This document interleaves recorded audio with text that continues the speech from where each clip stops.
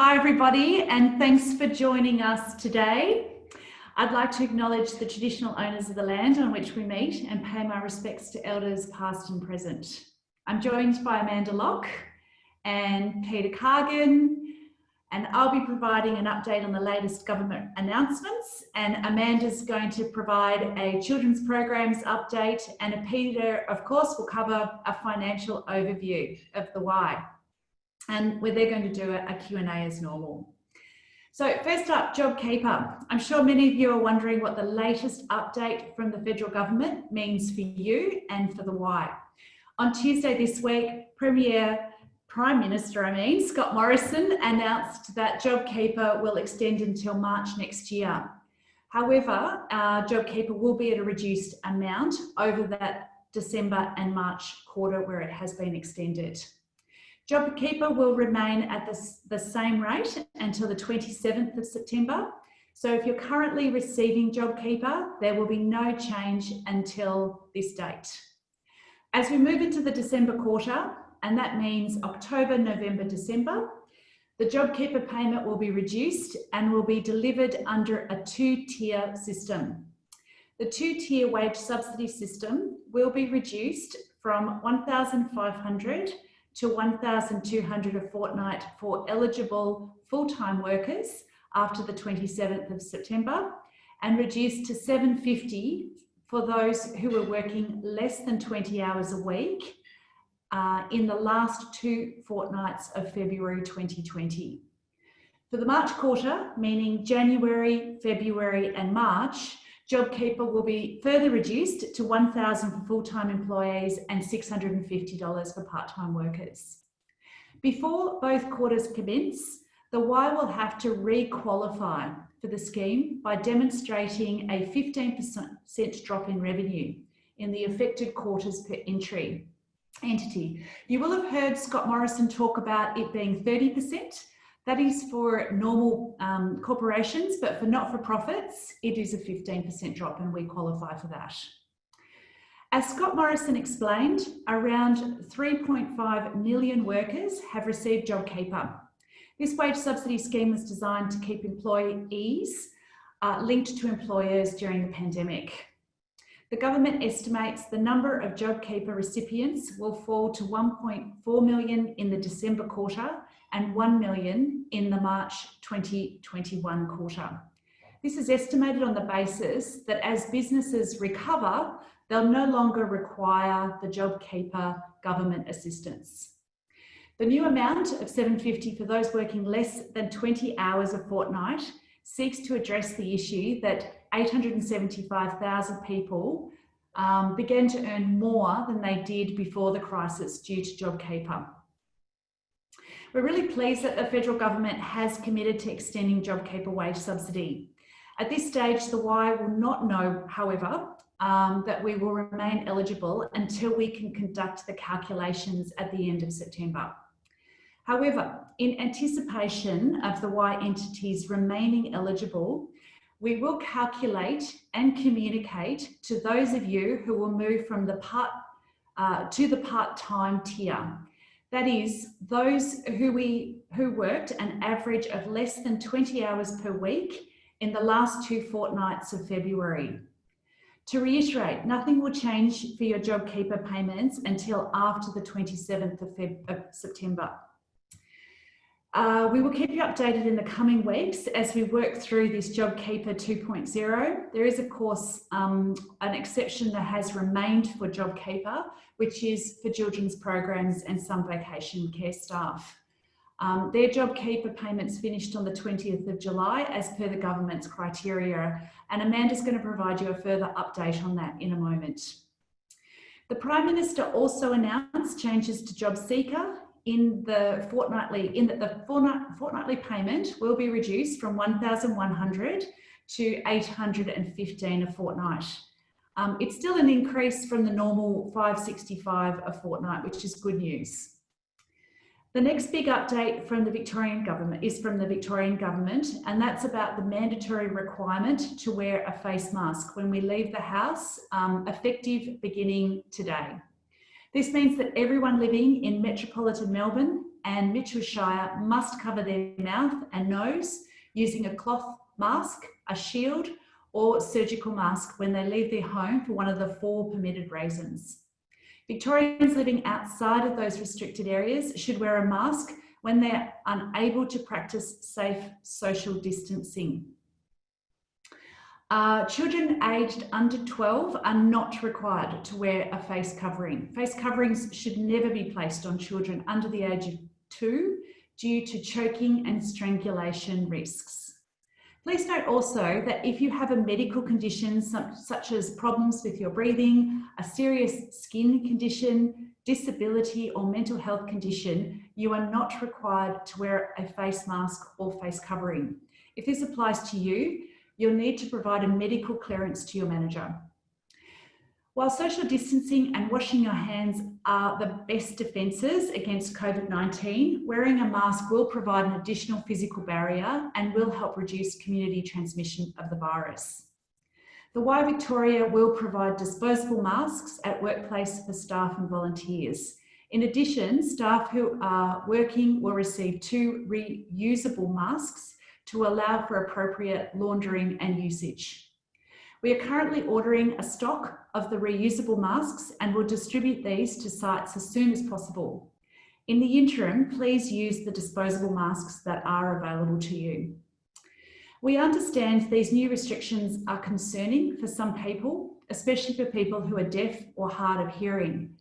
Of course, you can remove your face covering if you are communicating with a person who is hearing impaired.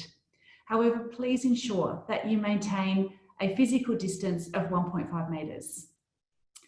Yesterday, you will have received an email detailing the specific requirements for wearing a face mask for each sector in the Y. The main exception of wearing a mask is for our children's program staff. In our early learning centres, it is not mandatory for our educations to wear a face covering while working with children, but those who wish to can. Staff are required to wear face coverings when not working with children in other areas of the service. For example, in reception areas, staff rooms and foyers, when providing first aid or taking temperatures. And of course, when travelling to and from your service. Parents will be required to wear their face masks at drop-off and pick-up times. So we all want you to do the right thing. In Premier Daniel Andrews' press conference yesterday, he announced that 53% of people awaiting tests for COVID-19 have not been self-isolating. This is a really high figure, and I know I, for one, was certainly really surprised about this. So I'd like to remind everyone who needs to take time off for work due to waiting for a COVID-19 test result, if you don't have access to sick leave, there is government support available to you. Just this morning, the Victorian Government announced that those who do not have sick leave and need to isolate while waiting for their COVID test results will be entitled to a $300 payment. The government will then provide an additional $1,500 payment for those who can't go to work because they've tested positive and need to self-quarantine for 14 days. If this applies to you, you need to call the COVID hotline, the Victorian Government COVID hotline, to process your application. If you are found to be at work with symptoms, you will of course be sent home. So while I'm sure none of us have been doing this, I just want to make it really clear that coming to work right now if you feel unwell is simply not an option. So please continue to lead by example by washing your hands, practicing social distancing, wearing a face mask whenever you leave your home, and of course not coming to work when you're feeling ill. I'm now going to hand over to Amanda for a Children's Programs and Kingswim update. Great, thanks Carolyn. So as we've just heard, JobKeeper finished for staff working in children's programs on Monday the 20th of July. What this means is that under the JobKeeper scheme, childcare was entitled to 8 fortnights worth of payments. For those who work in the sector, your 8th and final payment of JobKeeper was made on the 8th of July. There are also a number of staff who work in vacation care in our recreation centres. These roles are considered to be an employee of a childcare subsidy approved provider. And so under the JobKeeper scheme, if these roles are your primary or principal employment, i.e. the majority of your hours are worked in vacation care, the same rules apply as they do for our children's program staff. The people who have received an assessment that the majority of their hours worked are in vacation care have been contacted directly by People and Culture and are being supported through this process. We know that this has only recently been communicated and no doubt has come at a bit of a shock. We are really disappointed by the government's position on this and are still hopeful that further support will be provided for the childcare sector in the months to come. Melinda Kroll, the CEO at YMCA Australia, is still busy advocating on our behalf with senior leaders within government and is doing her utmost best to achieve a positive outcome for our people. I know it hasn't been easy, and I know the news that JobKeeper has ended is really disappointing. As an essential service, I really want to express my admiration and acknowledgement to all of our staff working in children's programs during this period. Thank you for continuing to provide care for families, and especially families of other essential workers who have their children in our care. And a quick update on King Swim. So our King Swim centres in Canberra, New South Wales and Queensland are all back for their Term 3 programs. We've seen some really strong numbers across all 3 states, and while occupancy has dropped a little bit compared to pre-COVID, all area managers and our marketing teams are working closely with the centre managers to get these numbers back up. In Victoria, I'd like to acknowledge those King Swim staff and of course all of the YMCA staff who returned to work only to go back into lockdown a matter of days later. I understand the disappointment and frustration you would have felt, and really thank you for your resilience during this time. Thanks everybody. I'll now hand over to Peter for a finance update. Thanks, Amanda, and hi everybody. My name's Peter. I'm the Chief Financial Officer for the Y Victoria. Look, firstly, I received some widespread feedback from my last webinar performance that I didn't smile enough. So when I enlisted the help of my son last night, we've come up with this mask.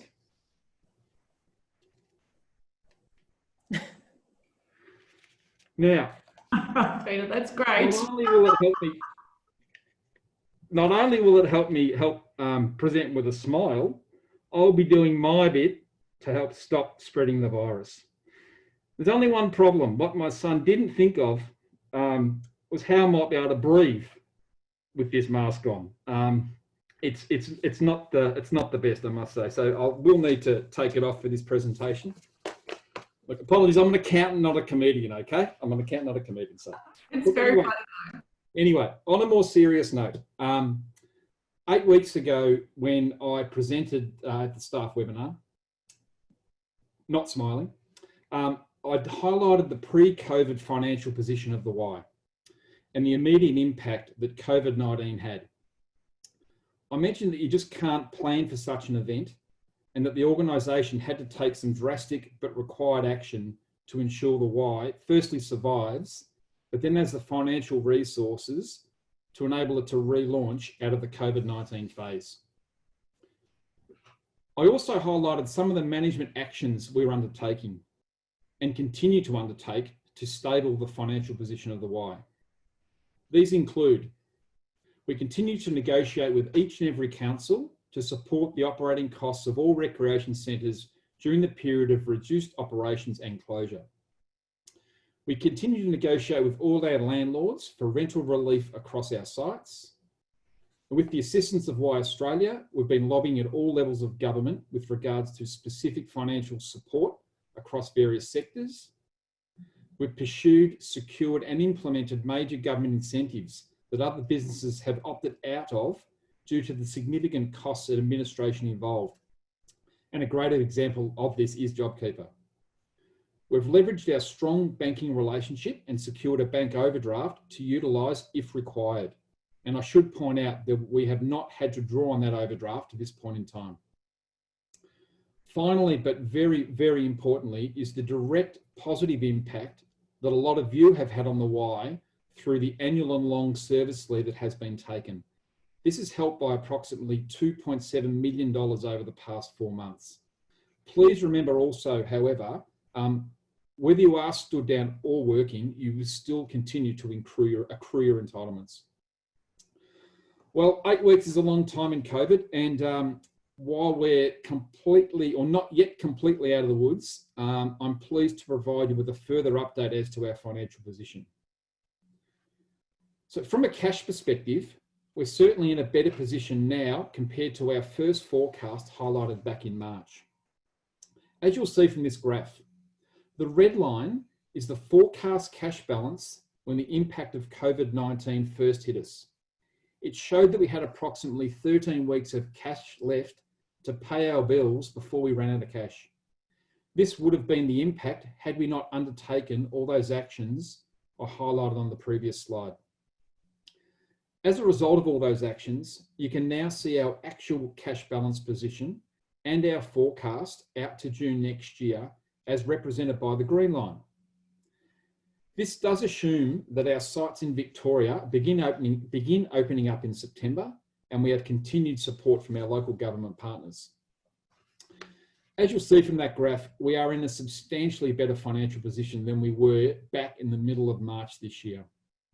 And also, just to give you some comfort, the graph also highlights that our cash balance at all times during the year as well through to June is well in excess of the total employee entitlements. That is, all those amounts owed to you. And that's the blue line. As Carolyn highlighted, there were some announcements made concerning JobKeeper that relate to October 2020 to March 2021. Our eligibility in the second round of JobKeeper will be dependent upon actual turnover for the June, September and December 2020 quarters. We are currently assessing our initial eligibility based on our forecast data, and we should be able to provide an update in a few weeks. Once again, however, eligibility for JobKeeper 2 will be based on our actual turnover by entity, so we won't be able to tell you until early October definitively. Thank you, and I'll hand back to Carolyn now. Thanks, Peter. Keep smiling.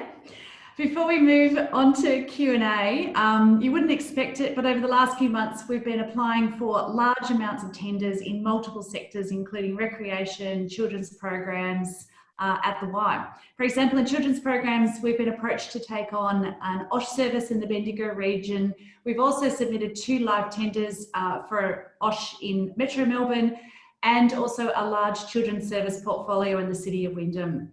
We've been partnering with YMCA and Ballarat to support these tenders, including Wyndham and Mill Park.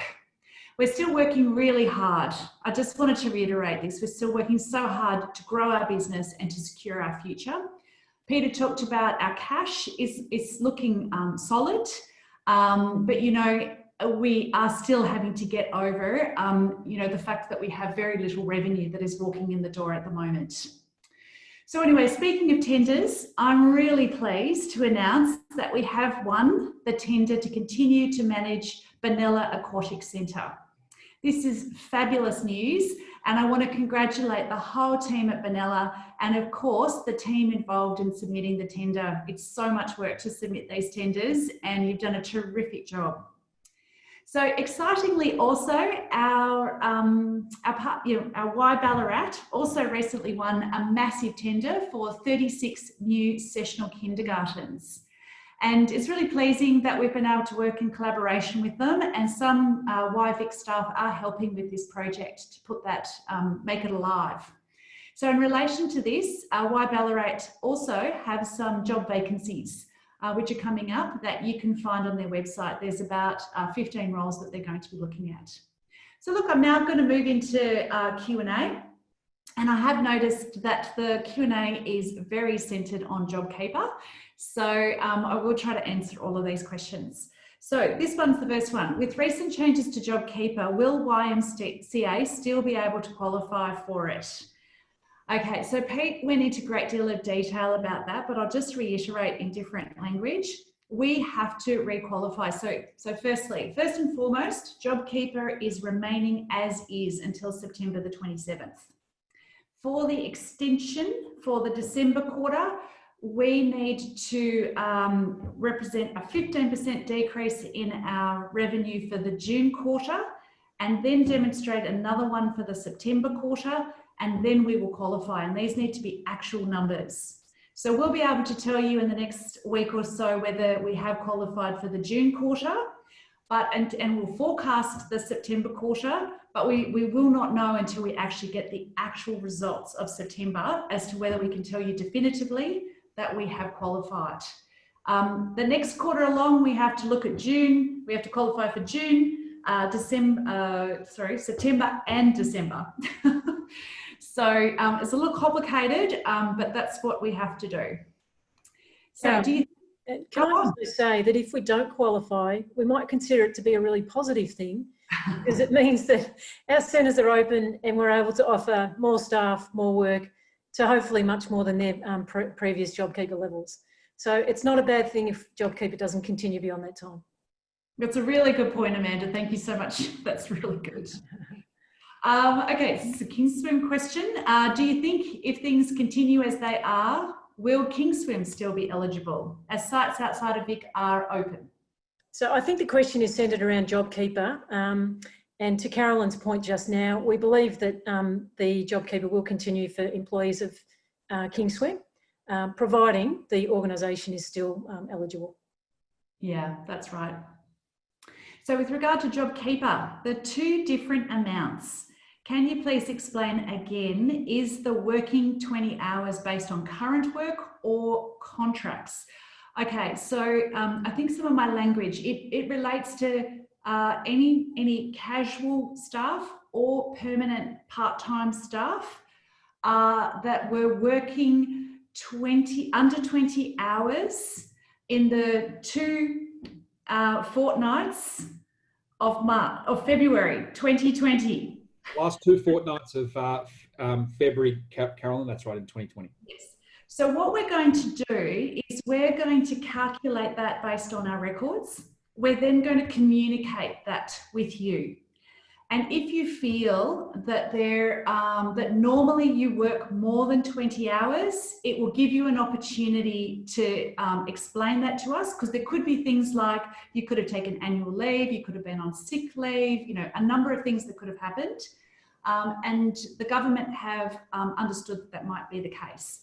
So we will communicate with you, and if you feel that there is an error in our calculations, then you'll need to let us know and we'll work through that with you.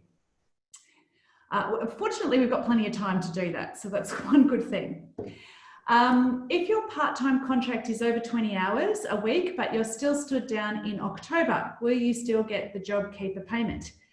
So the answer is yes, if you were eligible for JobKeeper and you worked over 20 hours and we are eligible and you stood down, you will get the JobKeeper payment. So there was a lot of conditions there, but I think the answer is yes, because it sounds like you more than likely yes. But we still have to do our calculations. Is the 20 hours a week for JobKeeper requirement contract or actual worked? So it's actual. I have been working full-time hours for multiple months, but never contract, never changed from 34 fortnight. Thanks. So again, this is going to be all very individual. We will let you know if those 2 weeks in February indicate that you were working under 20 hours, but if normally you work more, we will work with you around that. Or another 20 hours, I'm going to keep on reading them out because there's different ways. If you work 20 hours a fortnight, but as a part-time casual worker, are you entitled to the top tier? Yes. So yes, if we're eligible, and yes, if you're eligible for JobKeeper and you worked over 20 hours a fortnight in those 2 periods, then yes. So that is the case. Okay, with fears, lockdown in Victoria could go longer, with some YMCA centres facing some hardship, forced redundancy and possible closures. Look, I guess all I can say is we're 2 weeks into the lockdown. There's another 4 weeks to go. We haven't, fortunately, although these numbers of 400 plus are really high, as yet we haven't seen, we're hoping that that's the peak. And then what we're going to see over the next weeks is it coming down. So I think I'd rather answer a question like that, you know, in a couple of weeks' time if we're looking at some more lockdowns. But I still am really hopeful that people are all going to do the right thing, and we are going to start to see those numbers come down. Obviously, the JobKeeper extension is really good news for us. It has helped us immeasurably. The numbers that Peter Cargan gave you with regard to the cash flow is largely as a result of the benefits that we've been getting out of JobKeeper, the benefits we've got out of ECEC, and obviously the support that our local governments have provided us. So with all of that, and we are still incredibly hopeful, as Amanda talked about, that we will get some more support in our childcare, because we're looking at childcare at the moment. Some of our occupancy numbers are 20% and under. So, we're really in a hard position around our childcare as well, and we really, really need support there.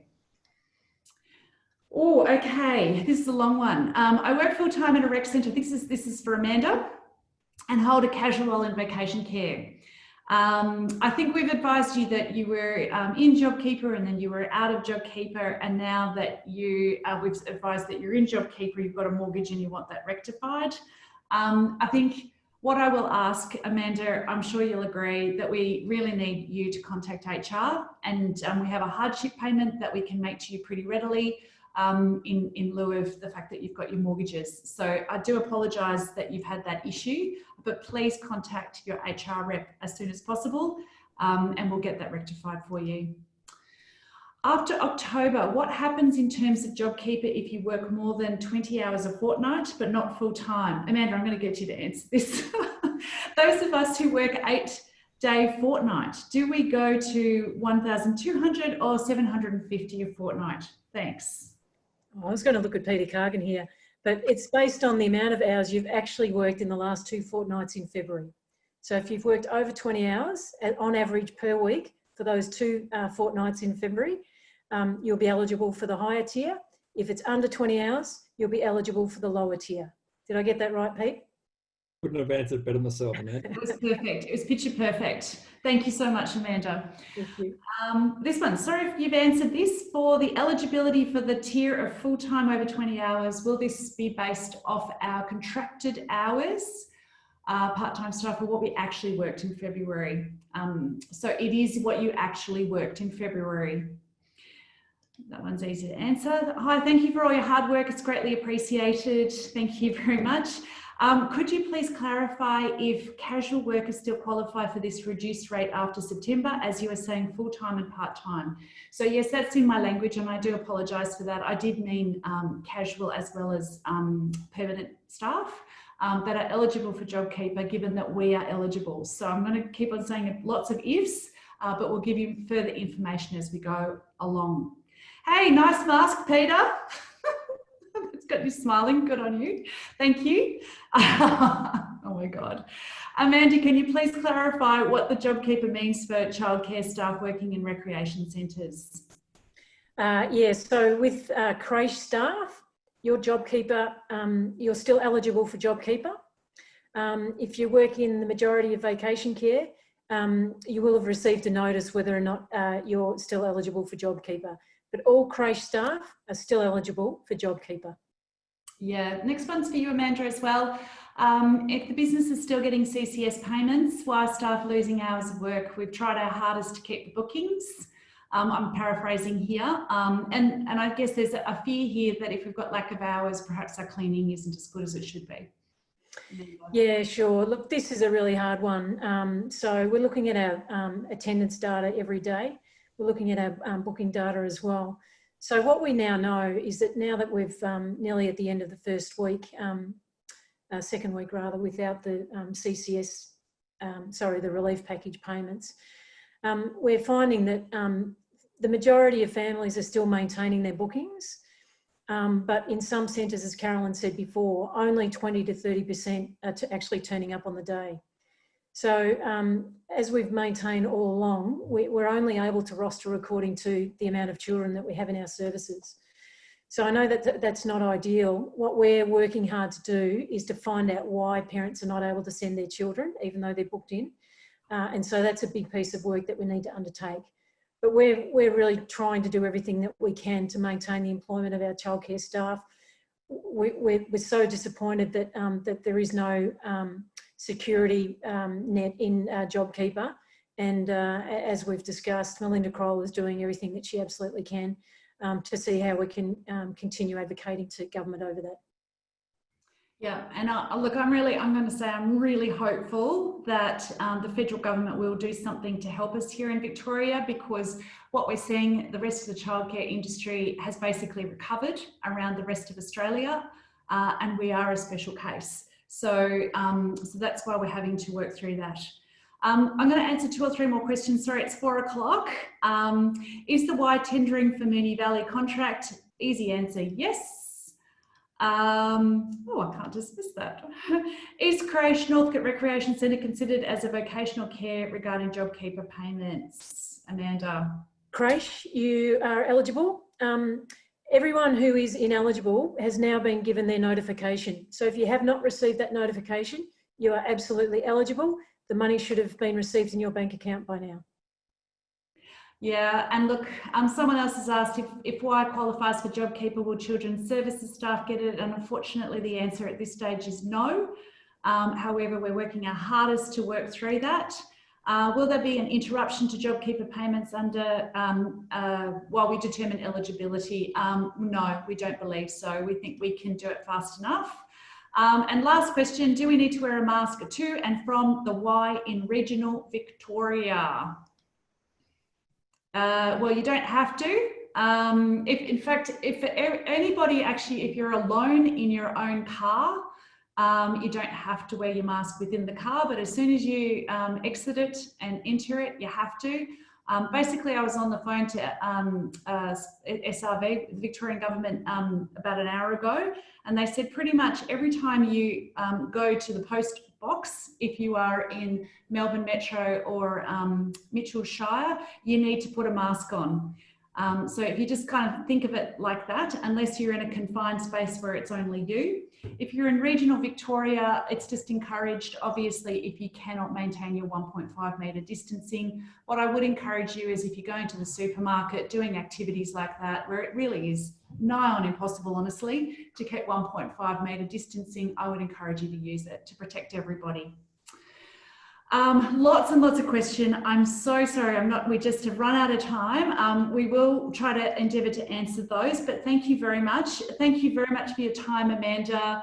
Great update, thank you. And Peter, if you haven't already, I encourage you to register to Virtual Y and check out some of the amazing content the team have created to keep you connected and engaged during lockdown. So far, we've had thousands of registrations, and we'd really love you to show your support for the new platform and the work that the team have been doing. It's really quite extraordinary. So look, until next week, take care and keep safe. Cheers.